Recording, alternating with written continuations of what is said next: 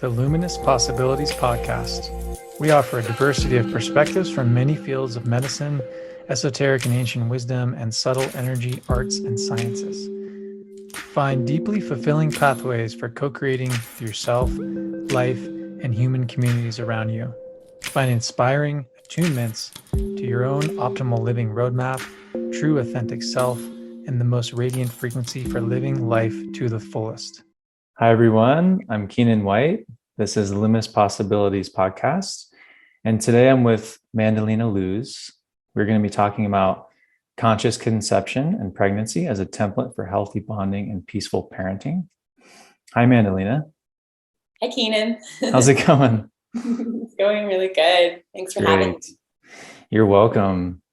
So Mandelena has devoted her life to supporting people in the discovery of their greatest self and the journey to embody its magnificence in the world. She's been a healer and teacher of healing arts and energy medicine for almost 15 years, supporting clients and students on their healing and awakening paths. This work covers this full spectrum of experience, from deep psychological trauma to transcendent spiritual expansion. Mandelena, great to talk to you today. How do you want to kick things off? Great question. Yeah. Maybe you can tell us a little bit more about yourself. I was going to continue reading your bio, but it'd be so nice just to hear from you. Just speaking to this 15 years of experience you've had supporting clients. And it's sometimes nice to just hear where people, how you arrived into your work. And sometimes the work really calls you. So do you have stories around that may lead us into this beautiful wisdom that you're going to share today about this conscious parenting and conception? I personally, just having spent time with you and heard, like, just honestly, just being around your energy and getting to feel like what you beam and be here in the world as, it's just been amazing to just see what you bring in terms of being a parent. And I know that in my personal experience of you, I've just felt actually really inspired to maybe have kids and like be like, wow, like having, a little one is actually really beautiful. And there's, and not that it necessarily wasn't, but a lot of times you see like, there's this kind of stigma in the air. Like if you're a parent, like you sort of have to sacrifice your life and you give up so much. And there's a certain degree of offering your time and energy to a large extent. And you do it so kind of like smoothly. And I notice in Anayana, your little one, that she is just calm. She doesn't cry that much. And when she does, you step in and you really know how to support her nervous system. And there's an awareness that you bring to your parenting that's really inspiring. Thanks, Keenan. Yeah, you're welcome. Appreciate that reflection. Mm-hmm. Mm-hmm. Yeah, so I've been in the field of healing arts for, a decade and a half. And I don't think I'll go too deep into like what brought me there, because I feel more inspired to sort of share like what brought me into this deeper understanding of what parenting could be.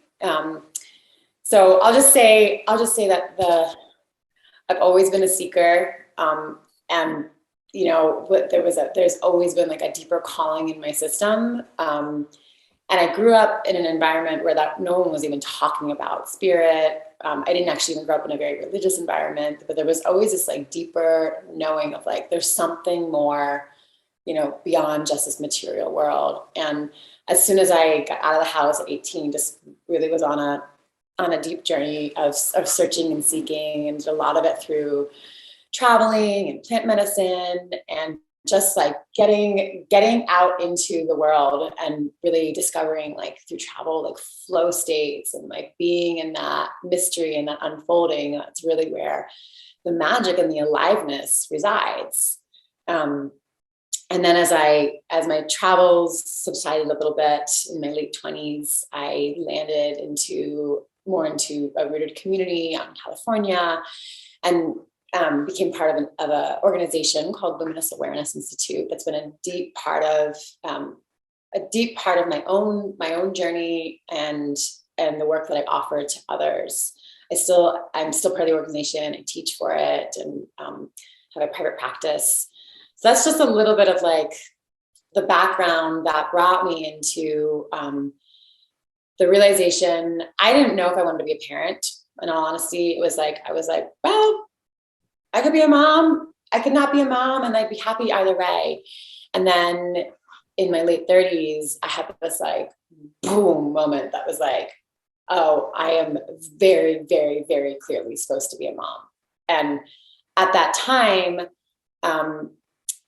pretty much started to feel the soul of my child speaking to me. And there was this really deep message of like, because before I had held like either my career or my mom, and they felt really separate. And either one, if it was like, felt like I was going to sacrifice one or the other. Like all my creative energy would be poured into being a mom, or all my creative energy would be poured into, you know, my life's work. And that drop in moment was this like realization. It was like such a clear message. Like those two are not separate. And this is this deep interweaving. And at the time I didn't know what that meant. Like it was just enough clarity for me to know I'm going on this journey of motherhood. And it's been a journey. It was not like, I wasn't like, cool, she wants to come in, I'm going to get pregnant right away and off to the races. I actually was pregnant 4 times. She was the 5th pregnancy within under 2 years. So she was like relentlessly like, I'm coming in. And each of those pregnancies, like the beauty of it, and I share this because it was like, in hindsight, all this was setting me up for really like the work that I'm offering to others now. So she was deeply communicating to me from a soul level and really inviting me to come into deeper levels of alignment in my own self and healing of generational trauma and anything that my body was still storing that was keeping me out of like full resonant alignment with the frequency that she's resting in. And my daughter particularly holds a frequency, it's super angelic. She's totally like a love being and comes from a realm that feels like it holds just layers and layers and layers and layers of support. And some of the messages that she gave me was like, she's coming in her union. Yes, she chose the body, the gender, the sex of a girl, but like kept reminding me, please don't narrow me into like just girl, just feminine. And so anyways, I'm sharing some of these, like this journey of my own, like of her fully coming into full incarnation, kept waking up my system on those deeper levels of like, oh my God. And understanding even like in, you know, miscarriage or loss, like it's so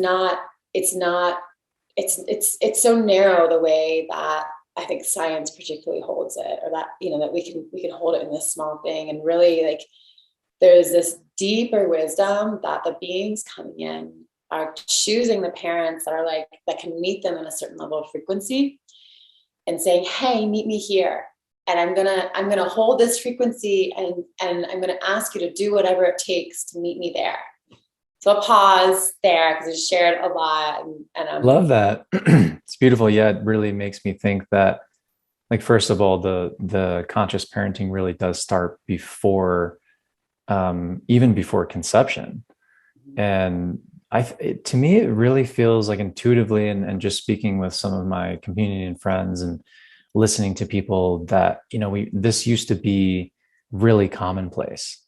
So for those that hear this and that feel like, this feels a little bit like, wow, that's really interesting to have that connection to the soul of your child. And it seems like this was really commonplace at one point. And I kind of feel a sort of collective return to being conscious and actually feeling the call and the alignment, and that sort of, okay, like this is really where I'm going to go. And then starting to actually connect with that soul, with their frequency, receive messages, actually talk to them, actually even receive a name potentially. And it sounds like you having gone through that experience, and even just the trust of, you know, if there was 4 potential pregnancies and it was the fifth one, it's like, I mean, that could be a real crisis moment for someone, especially even just, what you're going through physiologically and if biologically in the body. But it sounds like you really held that and you trusted and you were listening in and getting, it kind of sounds like she was actually giving you a little bit more time, like not quite yet, but hey, like I'm coming in. So, Yeah. get ready. Yeah. Yeah. Yeah. So Go ahead. yeah, so it's just beautiful. Thank you for sharing that.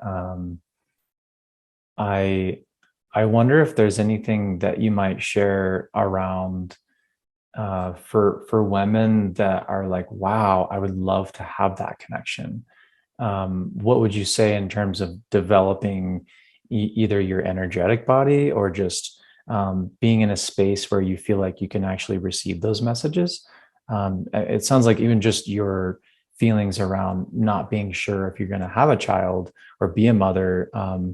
Maybe at that point you're in a very different energy, and so I guess I just wonder for a woman, like what's that moment where they can begin to connect to their child? And if they really want to, what does that involve to you? How do you see that? Yeah, that's a great question. Um,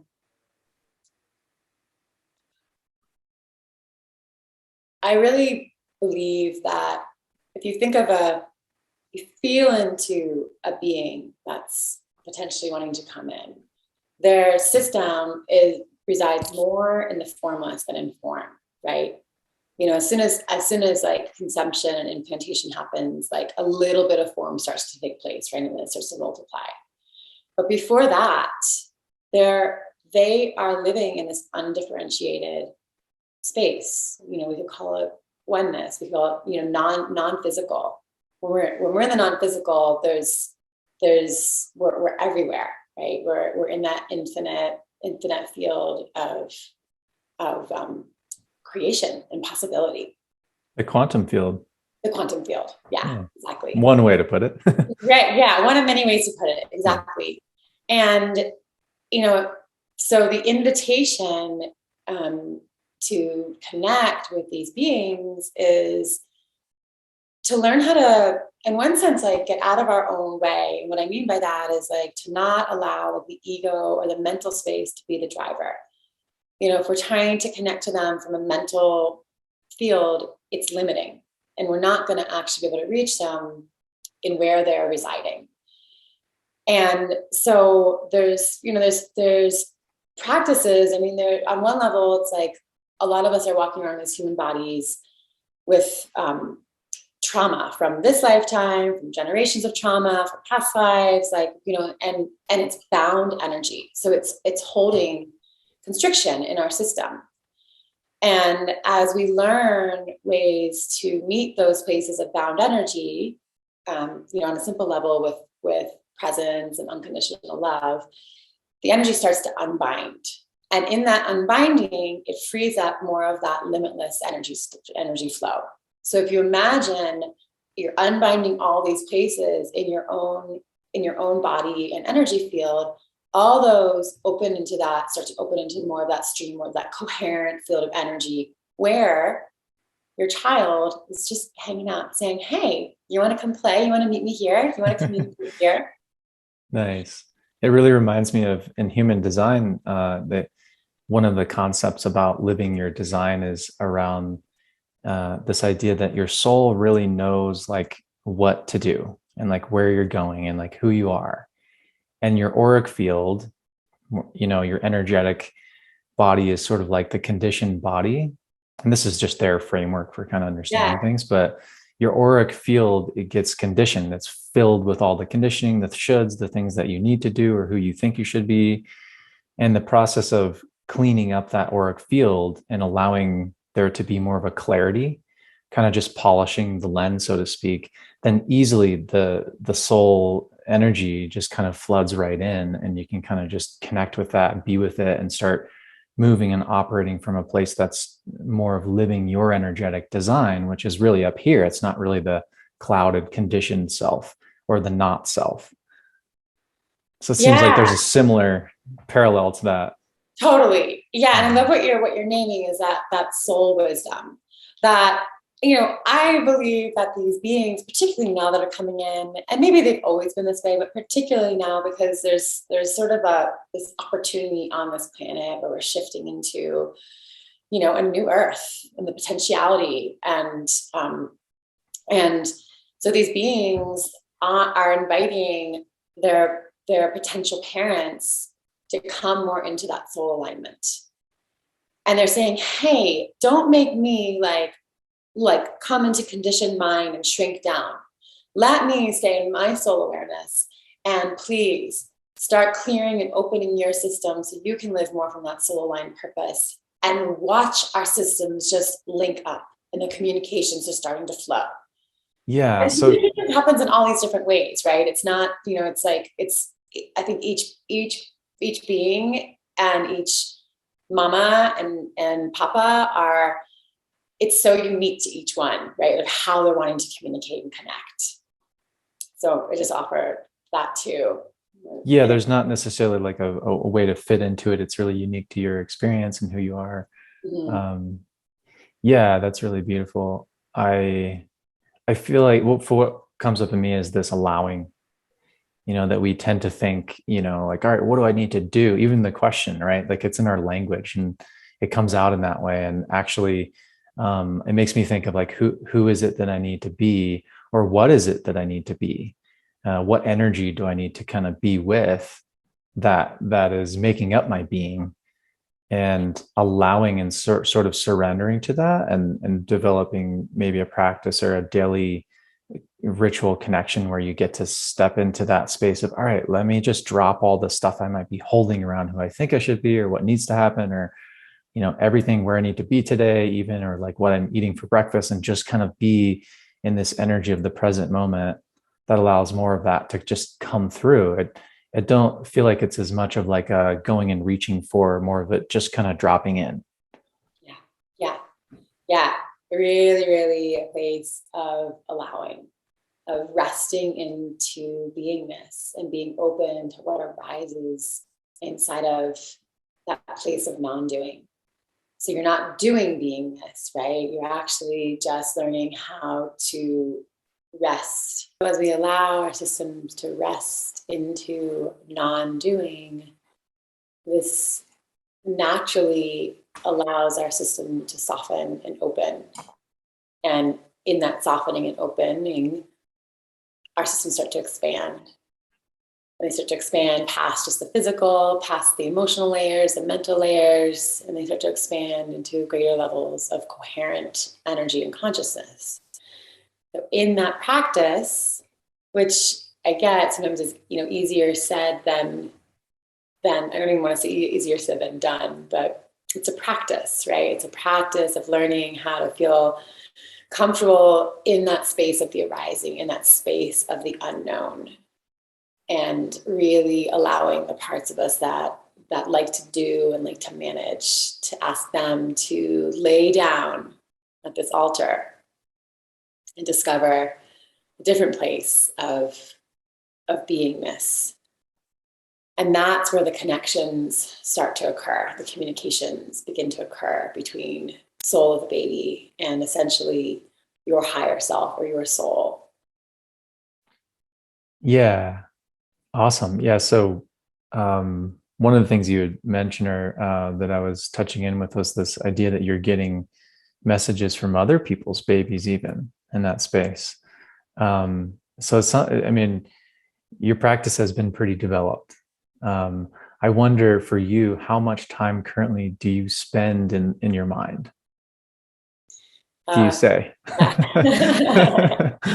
well, I'm human and I live in this 3D world too. And so there are definitely like,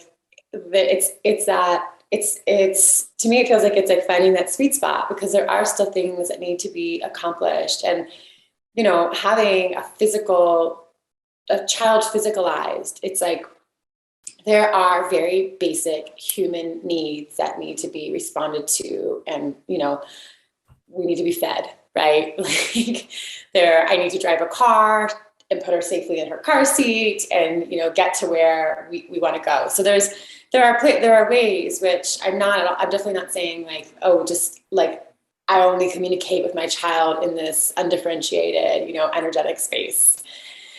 And I definitely though notice when as a parent and in my relationship with my daughter, like the most enjoyable moments are when we're in relationship and when we're in connection. And that means that I'm out of that mind that has the agenda of like, where are we supposed to go? What's next? You know, what do we need to do? And I'm really in a place of presence. Because, you know, we're talking about the soul of baby. Then we can talk about when they're in utero and then when they're born. If you've ever been with a newborn, I mean, they're on one level, it's like they're barely landed here. You know, it's like, yes, they just went through this completely intense experience from womb out of the yoni and into like this, now they're breathing air, right? It's like super intense experience.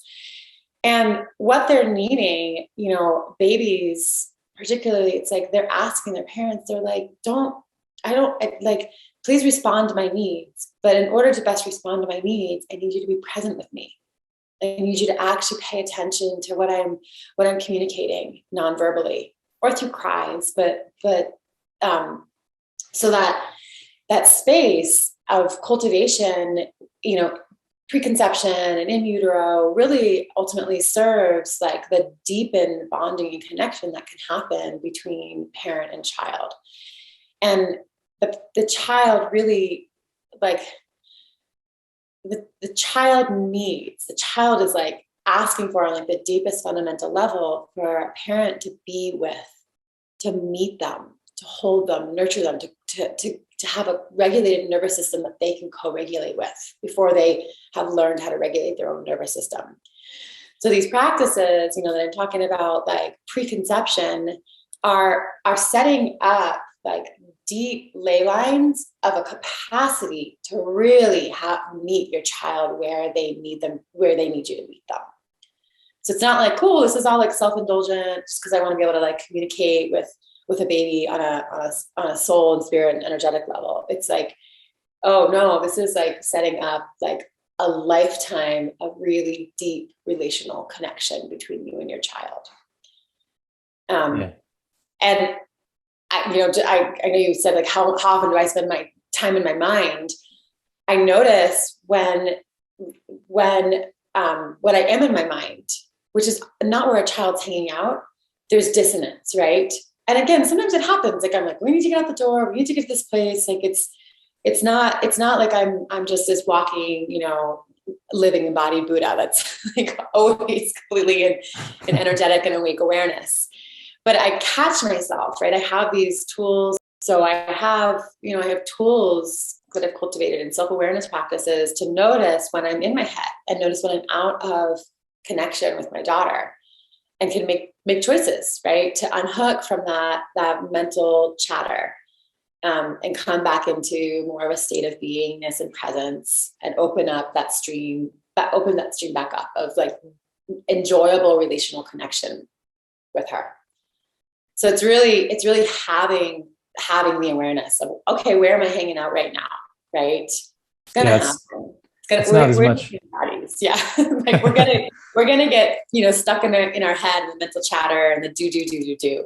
And it's that ability to come back and go, oh wait, I notice I feel under-resourced right now, or things feel really clunky between my daughter and I.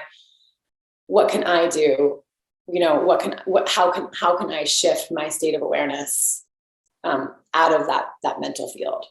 Yeah, it seems like what is important that I feel like you're highlighting is it's not really as much about, you know, like how much time you're spending in the mental, but where can you catch yourself or kind of just hold an awareness of what you're holding, and then have choice to be able to move into something that is more appropriate, perhaps for your child or for you or for the situation. Beautiful. I love the word you're saying. Yeah, having choice, and the ability to have choice means that, you know, we've done the we've been in the practices of learning how to shift our states of mind and states of awareness. That gives us choice. And so we're not just stuck in this default way of being, the way of doing that we can't get out of. Maybe you can speak a little bit to the real importance of the nervous system in this, because to me, in my experience, it seems like the things that give me less choice is when I get into a reaction, or if my nervous system is not feeling regulated and I don't feel safe, then I'm gonna have a smaller threshold of time and a smaller window where I can really have that choice. And it really seems like developing a larger window is important, and yet our nervous systems just have a response. They're wired. They have a kind of wiring that's been set up at a young age, and it does also highlight such an importance around being with your child at this kind of awareness, and allowing their nervous system to really ground and be safe, so that then they're going to be really holding that neurophysiology throughout their life. We used to have that old idea, I think, of parenting where it's like, yeah, let your baby self-soothe and figure that out, because if they don't do that, they're going to be really over attached. And actually the opposite is true, that they the more connection and co-regulation that they're getting, the more secure attachment, safety, sound nervous system, and then actually there's a greater independence that they can express because they feel safe to go out and explore from that place. Yeah, you nailed it. And it's we had it backwards, we're like, there's this like that trend of like, we got to get them self-reliant and independent. I mean, especially in this country, there's a very unhealthy, in my opinion, unhealthy value on, overly self-reliant, like the cowboy, right? That's like, does it all himself. And so there's this like, there was this trend of like pushing towards like, yeah, how do I get my child, really independent early on? And that's not where true independence, which ultimately we're speaking about interdependence, right? Where it's like, I can lean into my own system and I can lean into yours. And like, we are, like two trees coexisting, having our own integrity, but totally rooted and interconnected. And that arises from, a child feeling like, oh my gosh, my primary caregiver nervous system is relaxed and regulated, and I can rest into that and co-regulate and learn like, okay, that's what a regulated nervous system starts to feel like. And so it is, it's like imperative that we as parents, especially early on, but I would say, through all of parenting, but particularly early on, and even in utero, that we, again, like, it's not like my nervous system doesn't get dysregulated, but I'm aware of when it does. And sometimes it's like a simple, just like, a breath that's allowing like the tissue in my body to soften for a moment. And in that moment, there's like more flow and softness starts to come online. And then I can go, hey, baby, come here, I got you. You're really upset right now. Like, I'm right here. You get to be as dysregulated as you need to, and I'm right here. And in that resting into, in this case, mama's nervous system, that's where this natural, like, as the nervous system does regulate them, this natural, like, inspiration from child to go explore, to go play, to go, oh, I'm safe in this world. I'm safe in my body. I'm safe in this body we call, mama and child, which early on is pretty undifferentiated. The baby knows himself through mama. Right, they're growing inside of a woman's womb. So like, that's the only world that they know on a physical level. Yeah. It does. Kind of what comes up for me is this idea of control. Like, and I'm not a parent myself right now. And yet I kind of see, when I see things kind of play out with parents, sometimes I feel like perhaps the mom or dad feels really out of control, or like, oh boy, like the kids are like they're, they're doing whatever, and I've lost control. And that idea to get back into control sometimes comes out as controlling over the kid. And we all know how that kind of goes. And it makes me think about the importance of just control really being that it's the control of your nervous system, and like the more, even that, I don't really necessarily like the phrasing of that, but it's more, maybe we can just use it for the sake of the way things kind of tend to play out in terms of control. But that, being able to come back into a place where there's a kind of command center within oneself, that's the control, really, that from that place, then there's a safer connection, a place, like you said, that your child can lean into. And it's not just them out in the world having to kind of fend for themselves, even sometimes from the parent, because the parent's trying to control them. And it just, yeah, I'm getting this like image of this just soft landing space that the child always has accessible, that they can have their own energy and nervous system and being, and kind of have their little independence, and then also just come right back into this connection, like you said, with, the roots and branches kind of interweaving, and there being that connected space that's like home to come back to. Yeah, as listening to you talk, of like the image that I get is like, like a huge storm. There's the eye of the storm, right? There's like at the center, there's a calm that amidst all the chaos. And so, the when I hear the word control, it makes me think of, it's like there's like a smaller part, our ego construct, that's trying to like control a situation because our own nervous system is dysregulated. And so it's like a narrowing, and we're in that, fight, flight, freeze. We're in that dysregulated nervous system response. And if we can allow that more like rested place, and the storm, the chaos, like there's sort of something that feels inherent about, like, children are, for one, like their inner worlds, like there's a lot of chaos that's just occurring, right? They're figuring out how to be human. So we're having these huge emotional like waves that move through them. And we can, that's another thing that we can talk about, but it's like when a child is actually given just like the safe space, the intelligence of their body moves through these waves. When we're just present with them and not trying to stop them or tell them like, hey, don't be mad right now, or you're okay, like trying to change their experience. But if we can actually be more of that rested eye of the storm, where we're like, wow, okay, here is a storm that is occurring. And right now it's an emotional storm through my child, and I'm right here with them.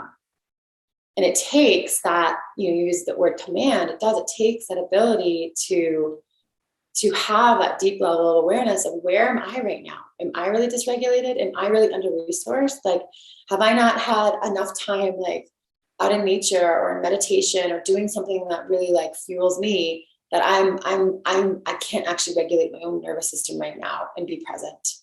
And those moments happen. Those moments definitely happen for me. I'm like, I'm under-resourced. Like, wow, my daughter's emotions are a lot for me right now. And yeah, like those moments do happen, and I might react in a way that doesn't actually feel good. And the beautiful thing about attachment and secure attachment is the repair that can happen, right? Like misattunement can happen sometimes, and we get to circle back around and be like, hey, mama I got more angry than I wanted to in that moment. I couldn't really be with your emotions. And acknowledging what happened is another way that helps like the child keep feeling like, oh, I can rest into this safe person. She's holding self-responsibility. She's acknowledging when she's under-resourced. But in an ideal situation, right? Like I'm having enough, like, yeah, enough. And it's individual for each person. Like having awareness of what practices like help fuel a resourced system.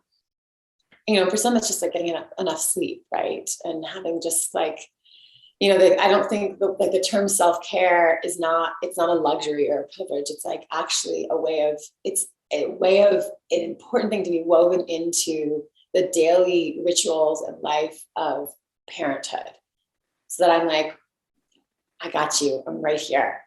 And I have enough self-awareness online that can go like, and even if like the emotion arises and it jars me for a moment, I can shift into a state of like, okay, yep, she's just having a big experience right now. She's not doing it to me on purpose. She's not being a brat on purpose or something. She's just having a big experience. Okay, baby, I'm right here with you. And another important piece I notice in that is, because children are in this space of like, they come online, their physical body's here, then their emotional body starts to develop, and then their mental body. They're not in a mental space. And so starting to link the place of like, oh wow, I noticed, like, looks like you're really angry right now. Like, you're really frustrated right now. Like, you really wanted to go to the park and we're not going. Starting to bridge language to help their nervous system go, okay, here's my emotions, and here's what it's actually like. Here's a translation into what this emotion is and what the experience is. Helps us sort of, grow a healthy nervous system for them, where they're like, oh, right, yeah, I'm mad right now. Yeah, I'm really mad right now, when their language comes online. So there's a lot of like bridging through the being present to a child, and the helping bridge their experience as they learn how to be human. Yeah. Like Right. learning, remembering how to be human. Yeah, I really feel the importance of holding this space for them to just express exactly how they are, and not change them, allowing them to have that experience. And I see the connection of that to self-care. And I really appreciate you saying that, because it does feel like sometimes self-care does feel like a luxury. It's like, oh, well, maybe I'll get to that, or like, I wish I had time for that. But actually, if we have that as a baseline, and we recognize that when things get a little off or kind of crazy, that coming back to that baseline, it really is essential. It's not just a kind of superfluous thing that we can have maybe sometimes, but that it is essential to our well-being and our relationships, our interdependence, all that. Mm-hmm. And when it comes back to keeping that connection alive on that soul to soul level with your child, right? So again, like, I can get really in the mundane sometimes, in the minutia with my daughter. Like, it's like, I do my best not to have our days like super stacked and super busy, so we can sort of be in the being and the unfolding and more flow. And I find for me that like having a consistent meditation practice, which sometimes can be really short, or sometimes it's late at night after she goes to bed, but it allows that stream of like me staying connected to a larger field of awareness, that coming back to like the openness, the relaxation in my system that allows my soul to flow through my system. It keeps that deeper connection, soul to soul level alive between my daughter and I, because we didn't come here to just be in personality together. There's like this enjoyment of getting to know personality and build relationship. And like I really hold like we have a soul contract. It is no small choice for a child and a parent to choose each other. It is massive. It is nothing short of a miracle that we all are walking around, that we like grew in our mama's wombs and are here. It's nothing short of a miracle. But for that being and parent to go, I choose you in this lifetime. That bond is so deep.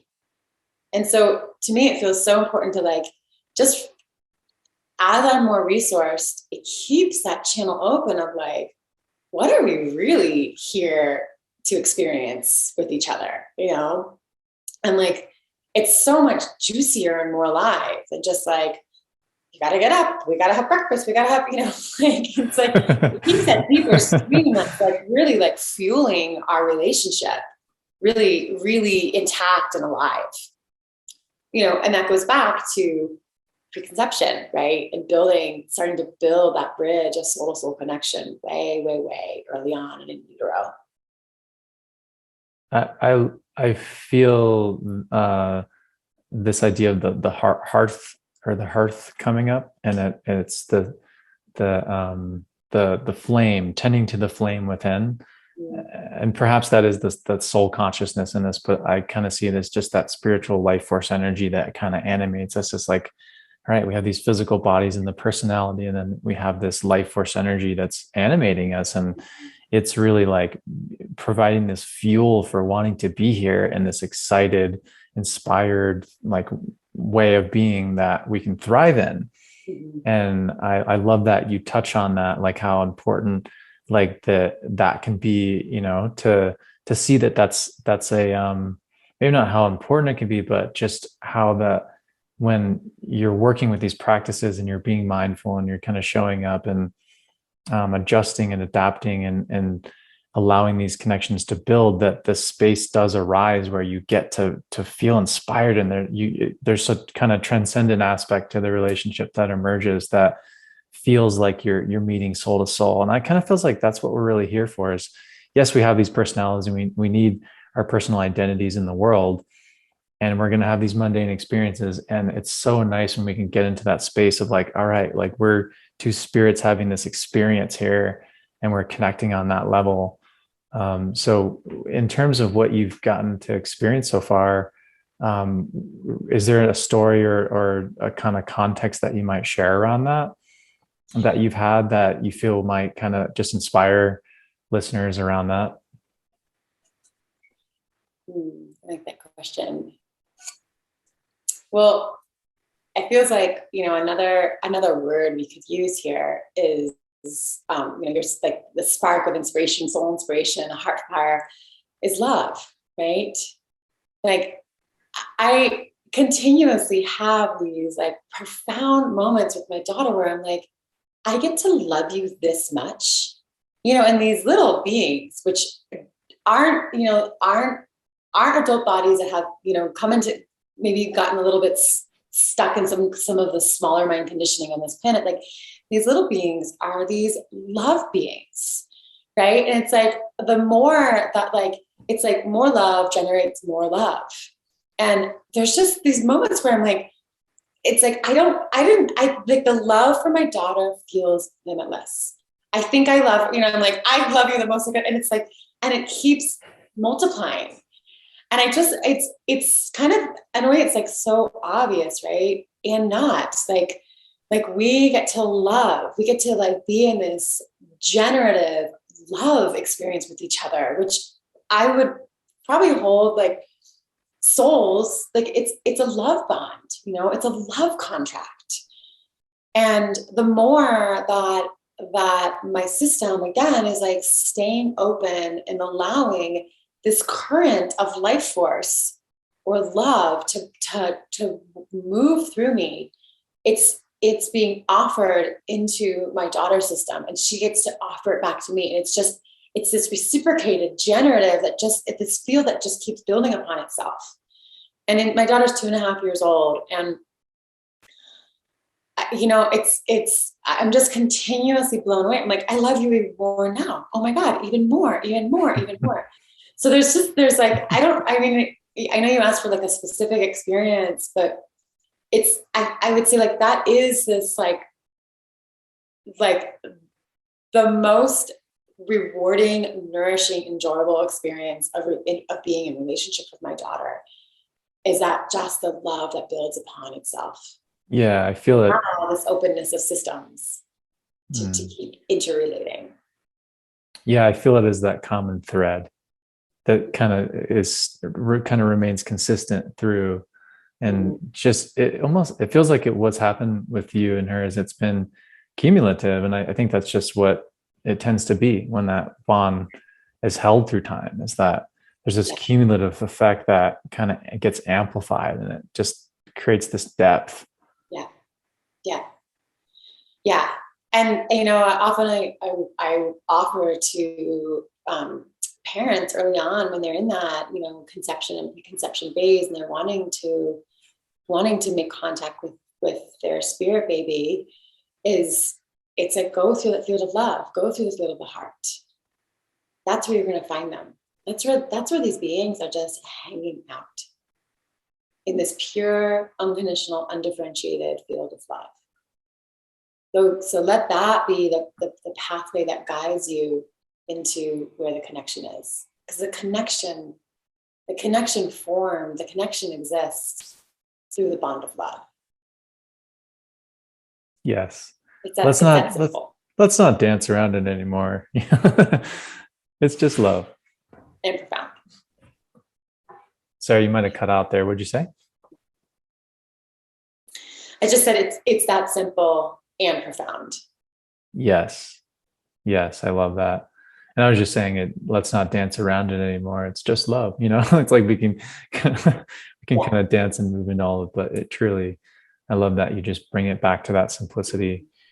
I'm being mindful of our time here, and I want to just kind of check in with you if you just want to share anything else, like if anything stands out to you as important to share within this talk. I feel like we're going to have another one because this has just been fun and awesome, and I feel like you have lots of things you could share here too. So have to have you back. I know there's, it's clearly a topic that I'm like deeply, deeply passionate about, and I feel this may sound strange, but I feel like as these beings, as my friends, children have come to me on the soul level, it's like I feel like there's this vow I have with them of like, yeah, it's like I'm here to serve you, to serve the love that you are, and there's different flavors, right? Like we're talking about unconditional, undifferentiated love, and like each soul has their essence that they're coming in with, these different themes that they're going to be like experiencing in this human form. And I really feel the beings coming in just asking like, hey, please support my parents to meet me where I am, and to not limit me, to not narrow me into these conditioned mind and human constructs that we've been kind of playing out on this planet. But please, like, help them to keep opening their systems so that the beings are choosing their parents soul to soul, and they're saying, hey, like, can you help them to open their systems more to meet me in that soul to soul level connection? And for whatever reason,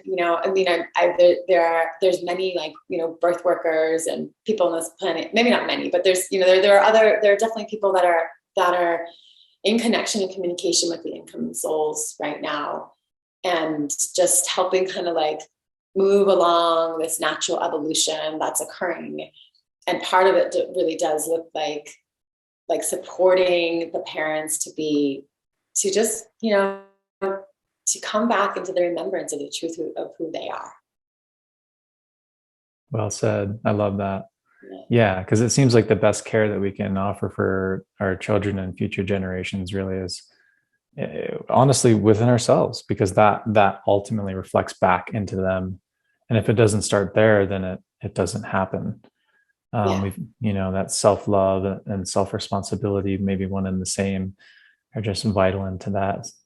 Thank you for being the voice of the generations to come. I can feel how resonant, like that's very resonant to me, that it feels that there's a quality of consciousness that's coming in through the future generations that's different. It's a different frequency, and they're asking us to raise that as well. Yeah. And they're literally picking the parents that have that capacity, because I want to say, like, there's probably the whole range of consciousness of beings coming in still, right? But there's we could call them starseed beings. We could call, there's different names we could use, but they are consciously picking the seed and the egg that they want, that they know can allow them to, express their mission and live their life fully in their essence of this more awakened consciousness.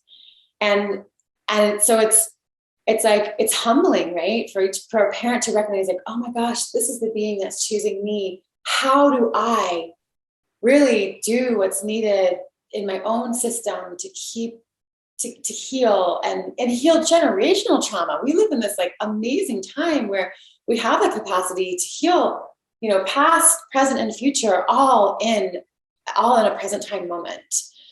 And as we do this, it just naturally keeps opening our systems up to meet these beings that are choosing, that are consciously choosing their future parents. Yes, love that. So if people want to connect with you and connect to their own process, that really is, it's much bigger than just the relationship with the child and you. It is that depth of the ancestral line. If people are wanting to connect to you and connect to that and experience more of your services, how can they find you? Yeah, so thanks for asking. I do one-on-one sessions, both in person and over Zoom, one-on-one and with couples where you know, I've worked with couples like for a year before conception even happened, where we're really, you know, clearing the channels of ready and getting them really, really ready on all levels. So I do, you know, individual and couple sessions. And then I also run pregnancy circles for women that are, you know, are currently pregnant, and inside of a group setting, you know, they get to then be really, really be held in the transformation that occurs from the death of a maiden into motherhood. One of the most transformative experiences I think a woman can have is having a baby. To my own personal experience, it's the most transformative. So I run pregnancy circles with groups of women, and where we as a group connect to the souls of the baby and also support the transformation. And those happen both in person and online. Yeah, those are probably the main ways. And then all this can be found on my website, which is motherbridge.net. Yeah. Awesome. And I'll make sure to leave plenty of notes in the show notes for how to connect and providing links and all that good stuff.